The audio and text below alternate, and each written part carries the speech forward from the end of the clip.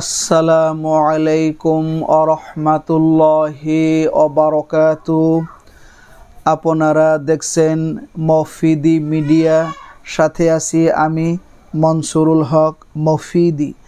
আজ আমরা সরাসরি পবিত্র কোরআনুল কারীম থেকে একটি অত্যন্ত গুরুত্বপূর্ণ বিষয় শিখব এবং জানব। সেটি হচ্ছে এই দোয়াটি, এই ছোট সূরাটি পড়ে আপনারা মরিচের মধ্যে যে শুকনা মরিচ রয়েছে সেই মরিচের মধ্যে আপনারা ফু দিন, যে কেউ বশ হবে, পাগলের মতো ভালো বাসবে। ঠিক আছে, এটি কোন সূরা দিয়ে আমলটি করতে হবে, কিভাবে আমলটি করতে হবে, কোন নিয়মে করতে হবে, ঠিক আছে, একদম সহজ আমল, একদম সহজ সূরা, ছোট সূরা। এটা চাইলে যে কেউ আমল করতে পারবেন, আমি কোরআন থেকে দেখিয়ে দিব। ঠিক আছে, সুন্দর আমল। তো একটু কষ্ট করে ধৈর্যের সাথে ভিডিওটি দেখতে থাকুন, তাহলে আপনার কাঙ্ক্ষিত মনের মানুষকে আপনি বশ করতে পারবেন।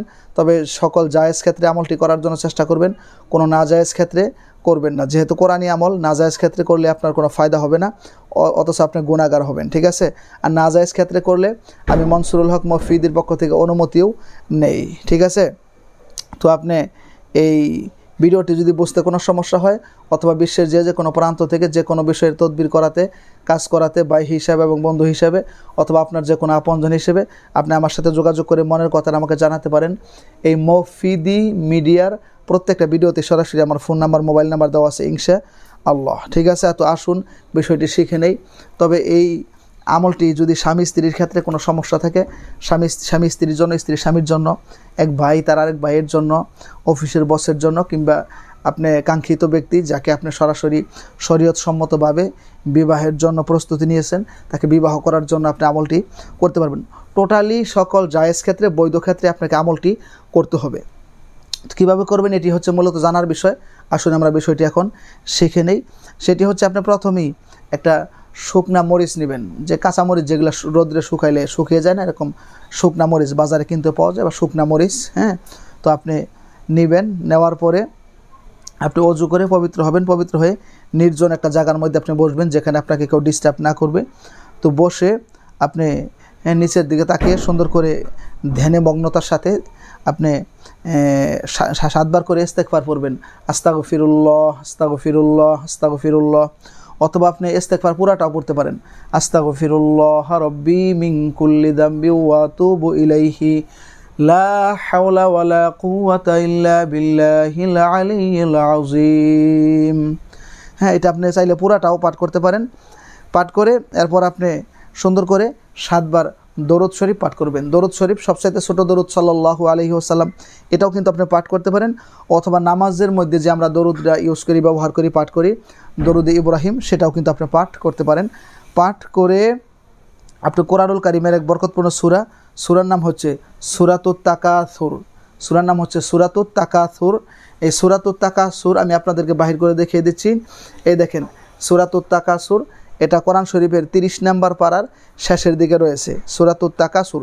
এই দেখেন সূরাতুত তাকাসুর আমি বাহির করে অলরেডি আপনাদেরকে আমি দেখিয়ে দিচ্ছি। ঠিক আছে, এই সূরাতুত তাকাসুর আমি বাহির করে দেখিয়ে দিচ্ছি এবং পরে আপনাদেরকে আমি শুনিয়েও দিচ্ছি। বিসমিল্লাহির রহমানির রহিম। আলহাকুমুত তাকাসুরু হাত্তা যুরতুমুল মাকাবির কাল্লা সাওফা তা'লামুনা সুম্মা কাল্লা সাওফা তা'লামুন কাল্লা লাউ তা'লামুনা ইলমাল ইয়াকিন লাতারাউন্নাল জাহিম সুম্মা লাতারাউন্নাহা আইনাল ইয়াকিন সুম্মা লাতুসআলুন্না ইয়াওমাইযিন আনিন নাঈম। এটা পরে শুনিয়ে দিলাম যাতে আপনারা বুঝতে পারেন। ঠিক আছে, এই সূরাটাকে আপনাদেরকে পাঠ করতে হবে 101বার করে, 101বার করে পাঠ করে সেই মরিচের মধ্যে আপনারা 3টি ফু দিবেন।